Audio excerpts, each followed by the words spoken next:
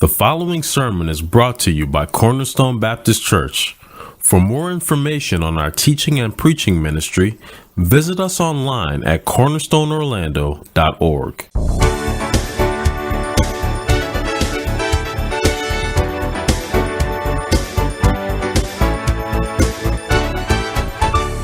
Let's go ahead and we'll open up to Mark chapter 12, and we'll begin with part 2 of what is the greatest commandment. And we'll read the text once more. Mark chapter 12, verses 28 to 34.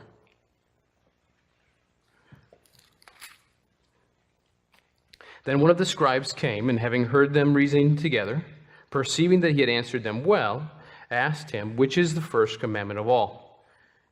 And Jesus answered him, the first of all the commandments is, Hear, O Israel, the Lord our God, the Lord is one. And you shall love the Lord your God with all your heart, and with all your soul, and with all your mind, and with all your strength. This is the first commandment. And the second, like it, is this: You shall love your neighbor as yourself. There is no other commandment greater than these. So the scribe said to him, Well said, teacher. You have spoken the truth, for there is one God, and there is no other but He. And to love Him with all the heart, and with all the understanding, and with all the soul, and with all the strength, and to love one neighbor as oneself, is more than all the burnt offerings and sacrifices. Then when Jesus saw that he answered wisely, he said to him, You are not far from the kingdom of God. But after that, no one dared question him.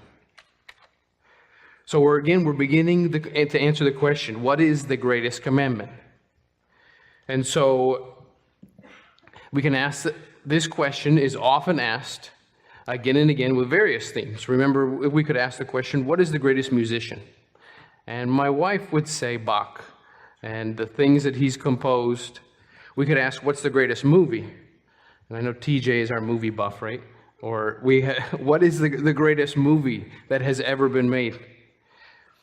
When we think about what is the greatest, we must begin to understand what is the greatest commandment. The greatest commandment is to love the Lord your God with all your heart, soul, and mind. And then the second part to that is to love your neighbor.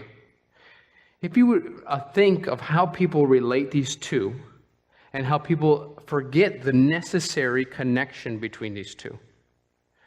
In other words, some people want good fruit, but they don't want to be connected to the root. The root is the love for God. The love for God is what produces the good fruit of love for our neighbor. And we can't have that good fruit of love for our neighbor without a true and genuine love for God. And we don't have a true and genuine love for God if we don't have love for our neighbor. There's no life in that tree if there's no fruit. But you can't have that fruit apart from connected to the root of this tree. And so true love of God is connected always with love for our neighbor, love for our family members, love for people that we live with, love for those who are our neighbor. And so the first commandment is the trunk of the tree, the first part of our commandment we covered this morning, love for God. The second part is the branch with its fruit. So we remember the things that we covered this morning. In verse 28, we saw who came to Jesus with the question. We saw why he came with the question and what his question was, which is the first commandment of all in verse 28. And then we began to see who it is that we're to love in verse 29. It's the Lord our God, the Lord who is one. And then we saw how we're to relate to him in verse 30. We are to love the Lord our God with all our heart, soul, mind, and strength. This is the first commandment. So now we're picking up in the second part of Jesus' answer in verse 31. And tonight we'll look at verses 31 down to 34. And if you have your outline from this morning, you can follow along and remember that we'll complete the part of the great answer. And then we'll look at the scribe's wise response in verses 32 to 33. And lastly, we'll see in verse 34 how Jesus says, you're not far from the kingdom. So we're picking up mid-sentence from Jesus Christ, where we cut him off earlier this morning, to begin to fill in the rest of his teaching, the rest of his explanation. This greatest commandment has two parts to it, and now he begins to describe the second part to it. So in verse 31, he says the second like it is this: you shall love your neighbor as yourself. So we're remembering our definition from this morning with what is true love. Did anybody write it down? It was long. I'm going to give you another opportunity to write it down. So our biblical definition of love: a selfless, enduring commitment of the will. A selfless, enduring commitment of the will to care about and benefit another person by righteous, truthful, and compassionate thoughts, words, and actions. It's long because it's detailed. It's long because it's describing what love isn't and what love is. And so we covered this morning about how it's selfless. We'll need to deny ourselves. There needs to be a commitment of the will. It's not simply emotions. It's not simply how you feel, but it's a decision and a commitment of the will to care about and benefit someone. And you can't do that by your own decisions, your own description of what love is. You have to do that in a righteous way. You have to do that in the way that God has outlined by his word. You need to do it in a truthful way. And you need to do it in a compassionate way, in the thoughts, words, and actions that we do. And so Jesus picks up in verse 31, and in verse 30 we had love towards God, which is godliness, as opposed to godlessness. And now in verse 31, we have goodness towards man, as opposed to unrighteousness. You can't have the first without the second, and you can't have the second without the first. And when it's truly together, love for God will produce love for man. That's why they are one command with two parts. And so you can't start in this way. How you feel, you can't start with man and your own thinking about what love is. If you end up bringing in your own definition of what love is, then you will turn your definition of love into great sin. And so we see that today in the way that America talks about love. Apart from God's law, apart from God's word to define what that love is, apart from that truth, it's essentially how I feel, how I can affirm someone no matter what they do. As long as I'm affirming them and encouraging them, then that is love. But the law of God defines what the love is. We can't make up what love is to our neighbor. We need to hear it from God what that love is. And so in Galatians 5, all the law is fulfilled in this: you shall love your neighbor as yourself. 1 Corinthians 13 speaks of love as being patient, kind, long-suffering, not prideful, not parading, but instead rejoicing in the truth. Romans 13, 8-10 speaks about how he who loves another has fulfilled the law. Love is the fulfillment of the law. So these things go together. The law teaches us how to love one another. And so when you look at the law of God and you begin to analyze it, take the Ten Commandments, for example, it will teach you how to love one another. When the law of God says not to murder, you know that it also teaches you not to hate, teaches you not to be angry, teaches you not to have a murderer's heart. But it also teaches you the opposite. It also teaches you the necessity to care for the spiritual well-being of another, to care for the good of another. When God has said not to commit murder, he's also teaching us that we need to protect life. We need to love and not hate or be angry. When God says to honor your father and mother, it's not simply disobedience to them, but it's in teaching us the importance of the positive.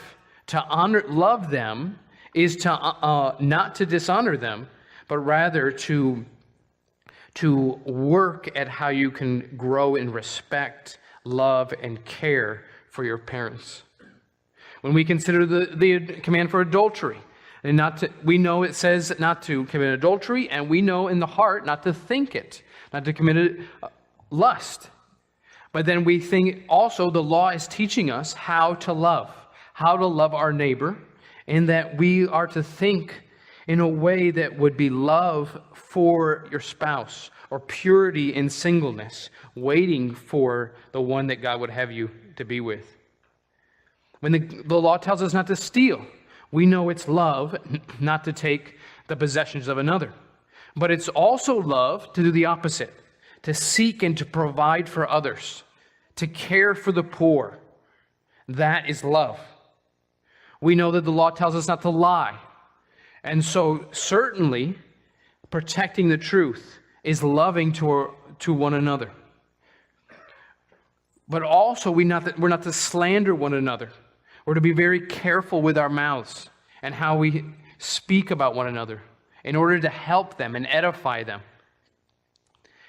And so we're learning and we're defined what love is by what the commandments that God has given. That's what it means in Romans 13 when he who loves one another has fulfilled the law. If you really love, then you will look at these things and you will look to fulfill these things with one another. And the love is fulfillment of this law. If you are loving, then you are doing these things. We know that the law says not to covet, not to desire what someone else has.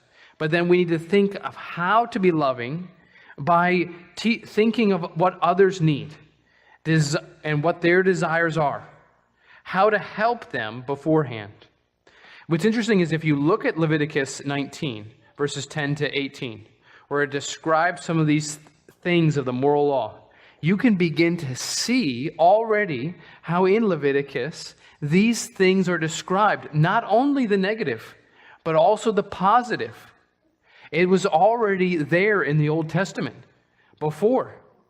And then it's just repeated and expounded and explained all the more how we are to love one another. And so we must remember the foolishness that it will lead to. If we do not have the law to define what love is, then love, becomes our own feelings and emotions and completely contradictory.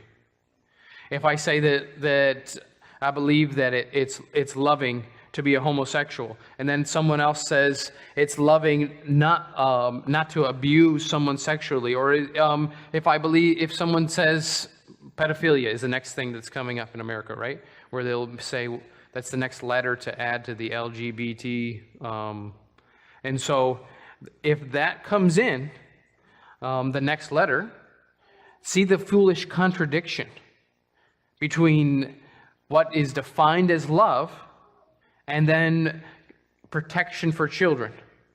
And you can see the contradiction between opinions and feelings about what love is. We're hopeless and helpless apart from God defining what love is. And so we consider these things that Jesus is commanding us and teaching us. This is the second part. You remember the story of the Good Samaritan? This is Jesus teaching this very fact. Someone asked, how do I love my neighbor? And so Jesus tells a story. He tells a story full of racial tension, a story full of a Samaritan who has racial tension with a Jew, who ends up helping him out, and the religious people don't. And so Jesus uses this example where it was a dangerous thing for that Samaritan to help the Jewish man. The Samaritan put himself at risk in order to help him on the side of the road. And so we're learning from this example how love is costly. It will be painful to you to love one another.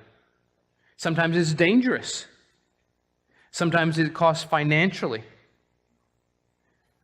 And it's not for just those who are like you or those who think the way you do. This story teaches us how to love one another. Charles Simeon says about this passage that we must do all that we can for another's spiritual good. It's not simply the physical good that was in mind, but to the greatest extent, that with the greatest excellence, with the greatest importance, if we love God, we need to love one another. Look at how Jesus defines it now in verse 31. He puts the qualifier on it, to love your neighbor as yourself. Many have picked up this phrase and say, see, you need to love yourself first before you can love one another. But that's a twisting of the commandment. It's a twisting of the idea. Self-esteem and self-love are not taught anywhere in the Bible. You don't need to grow in pride in order to love one another. No, you need to get rid of pride in order to love one another. Pride is the hindrance, the obstacle, the great obstacle to love. Only humble people love. Only humble people love. And so when the psychology abuses this saying, Christian psychology abuses this saying that you need to love yourself, it's a simple lie. That's like saying that you need to grow in pride or foolishness in order to love. Your problem is not too little, it's not too much self-esteem. The problem that why we don't love is we think too highly of ourselves. And when we think too highly of ourselves, then we won't love one another. So, are you willing to, what it is teaching then? What is it teaching then? Are you willing to love one another with the same intensity, the same fervency, the same amount that you naturally love yourself? You naturally are planning out, what am I going to do after the service? What am I going to do tonight? What am I going to do tomorrow? You're naturally thinking about yourself. I'm hungry. I got to go to the bathroom. I'm thirsty. I'm tired. I'm young. I'm old. I'm whatever. You naturally think about yourself. And so Jesus is saying, since you naturally think about yourself, the commandment is, the second part of the greatest commandment is to think about others with this same fervency, this same intensity, this same amount. Ask yourself, and all the things that you seek for yourself, do you seek that good for others? Are you willing to do good for yourself only? And so we remember Jesus uniting these two commandments in verse 31. And we observe again, like we did this morning, look in verse 30. At the end of verse 30, this is the first commandment, singular. And then the second part of verse 31, there is no other commandment, singular, greater than these, plural. So Jesus has this one commandment with two parts. Love God, love your neighbor as yourself. It is pure, it is righteous. It stands as a great standard to us. So now that we've seen Jesus' great answer, let's begin to look at the scribe's wise response. This scribe who was originally coming with a plan to test Jesus, meeting with the other Pharisees, and now he decides to throw his question to Jesus, and he decides to throw Jesus a fastball right down the middle of the plate, and Jesus knocks it out of the park. Home run. Jesus is rounding the bases. He comes in. Everyone amazed at the beauty in which Jesus answers, the succinct nature in which he answers. And the scribe, originally coming to test Jesus, now begins to look and to become won over by what Jesus has said. So the scribe, in verse 32 we read, so the scribe said to him, well said, teacher, you have spoken the truth, for there is one God, and there is no other but he. And to love him with all the heart, and with all the understanding, with all the soul, and with all the strength, to love one's neighbor as oneself, is more than the whole burnt offerings and sacrifices. So the scribe says, this was a good answer. This was right. This was an excellent answer. Well done, Jesus. Well done. And he responds and he says, refers to Jesus as the teacher with a term of respect. There's no other scribe in Mark's account who's responded in this way. This man is responding in a different way. And so what he says is Jesus has said the truth. He admits that Jesus' response was reasonable and leads to the greatest happiness, the greatest holiness, and it displays the worth of God. The scribe has nothing but good to say about Jesus. So this scribe doesn't have the same evil motives. He's not filled with the same pride and hypocrisy as the other spiritual leaders. And he points out what Jesus said about God and who he is in verse 32 is right. There is only one God. Perhaps the scribe is thinking of Isaiah 45, where God describes that he himself is God alone. And he describes how his sovereignty and how he alone knows the future. In verse 33, we see him comment about what Jesus has taught. He summarizes the same statement that is beautiful, and we've repeated it many times, with all the heart, all the understanding, all the soul, all the strength. And he repeats in a slightly different way. And that helps us to understand that what Jesus is saying in verse 30 is not a description of who man is and a four-parted being or a three-parted being. He's not describing that. He's describing what it means to comprehensively, what it means to truly love God. And so we pick up in verse 33 where he says, to love one's neighbor as oneself is more than all burnt offerings and sacrifices. He says all the rituals that we would do, hypocrites can take delight in those things. Hypocrites can take delight in ceremony. Hypocrites can come to church. Hypocrites can pray. Hypocrites can evangelize. Hypocrites can read their Bible. But what Jesus says has gone beyond that. It's more than simply ceremony. It's true religion. It's true worship. How much easier it is to do those things than to truly love your neighbor as yourself. The moral law is good for its own sake. The moral law that God has given us, these commands in the Ten Commandments, are good and righteous and holy. And the ceremonies that God has given us are good and righteous and holy. For you to be here tonight on His day is good and righteous and holy. But then what He's saying is going beyond that, going beyond what the hypocrite can do. So when you think about this description of what the scribe is saying to Jesus, you can think about someone who is in need of a particular item. They're in need of food, let's say. They're in need of food, and you have the food. You have the bag of food. And you're out somewheres, a distance. You're in the country of Bithlo or wherever. Where do you live, Pastor Rick? Mims, way out there.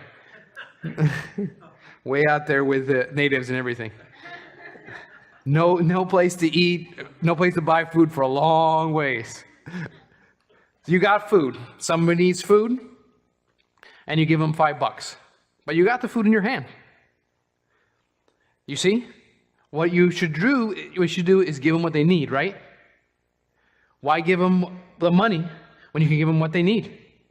And so Jesus, the ceremony is like the money. The love is like the bag of food.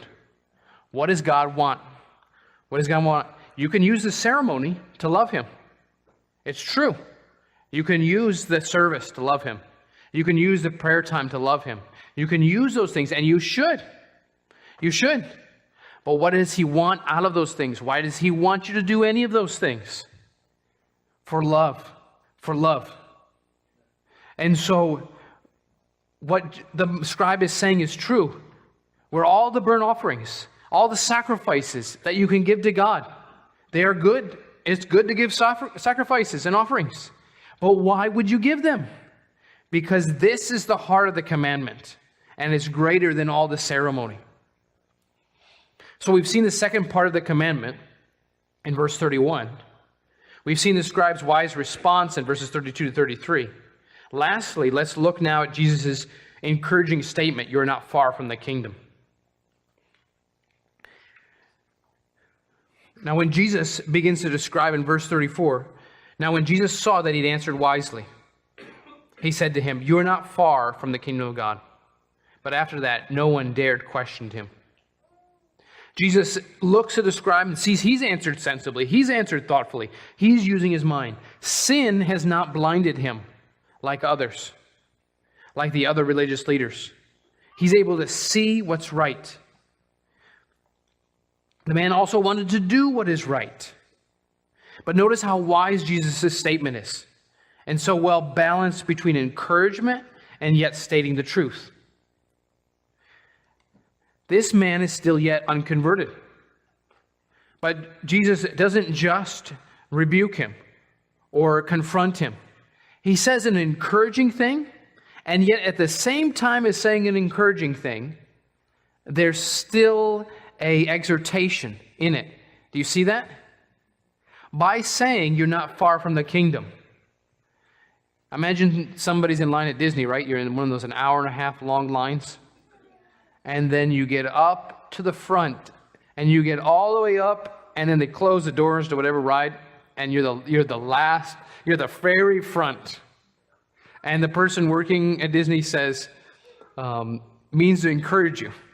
And they say, you're not far from getting on the ride. You are the next one. By saying that truth, Jesus is admitting, you're not a Christian. If you died now, you go to hell. But he does it in the nicest possible way you can do it. This man is not attacking Jesus anymore. Jesus has a different response with those who are hard-hearted. He responds to them in a hard way. But with the man who's soft here, the man who's seeing the depth of what Jesus is saying, he means to state his horrible state truthfully, but in such an encouraging way that he's right there at the doors. Why is he right? Why does Jesus describe him in this way? Because to understand these things, these hard truths that are not easy to understand. It's easy to talk about love. It's easy to have a false definition of love.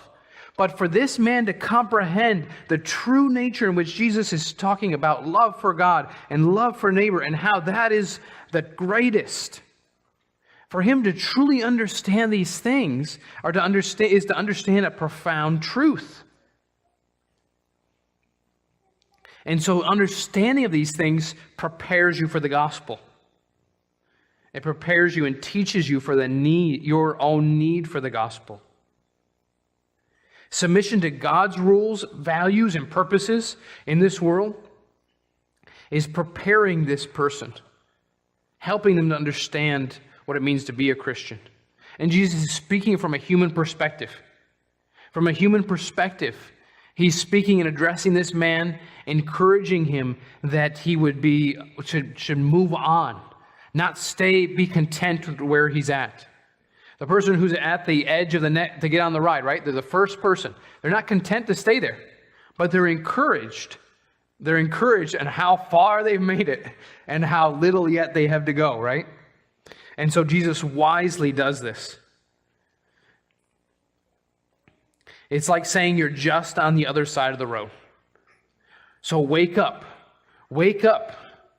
Don't be content to where you're at. Don't stop there. Come all the way into the kingdom.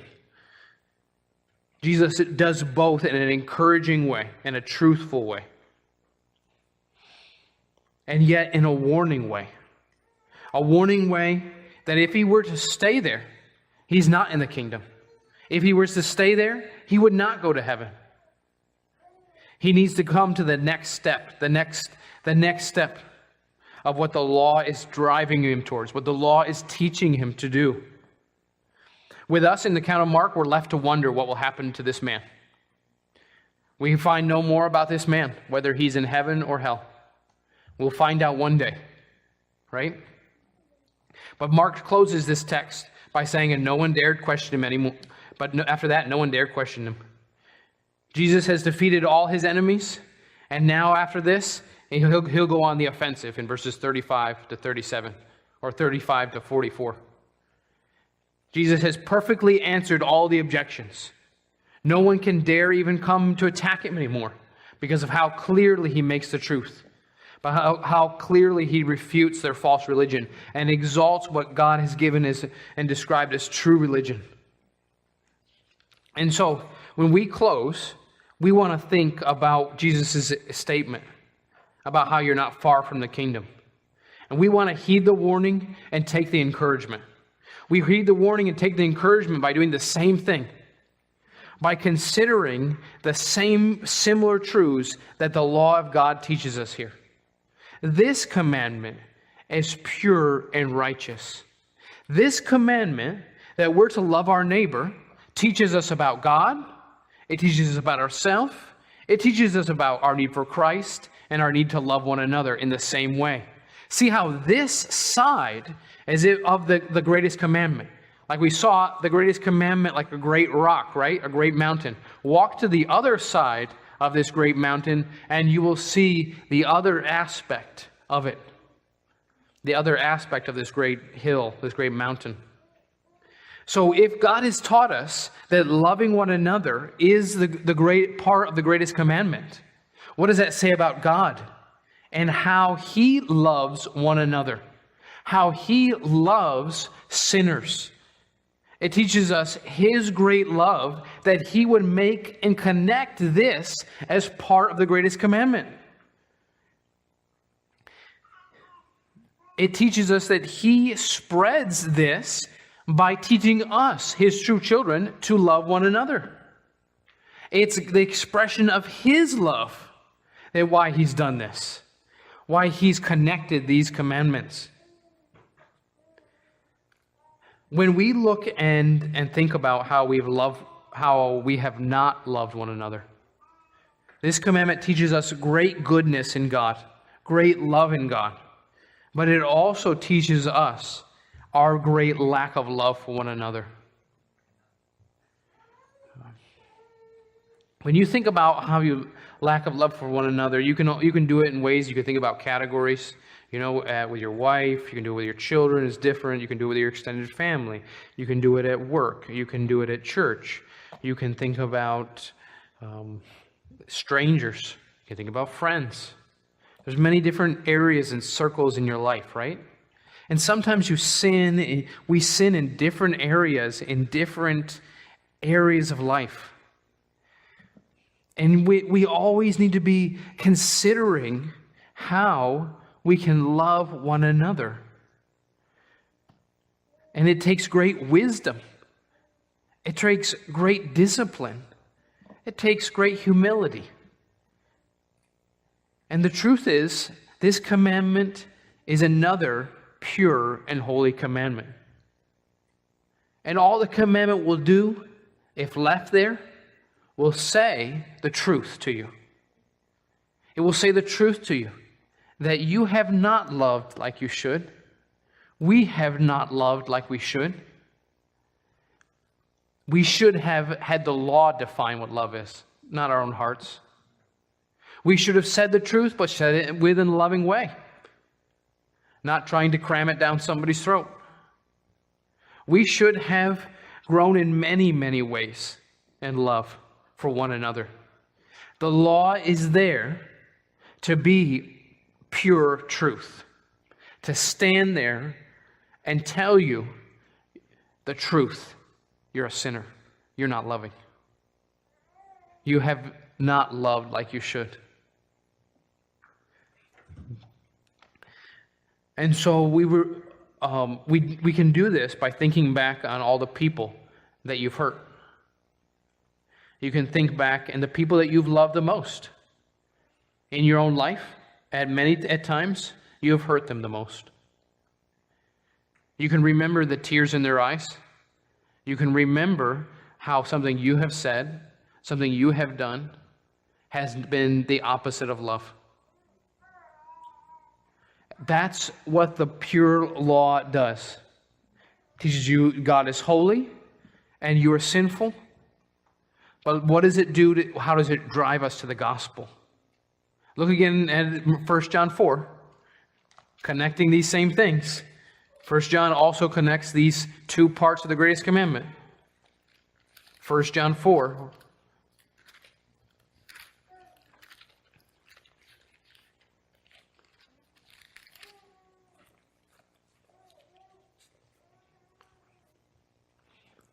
Beloved, 1 John 4:7, Beloved, let us love one another, for love is of God, and everyone who loves is born of God and knows God.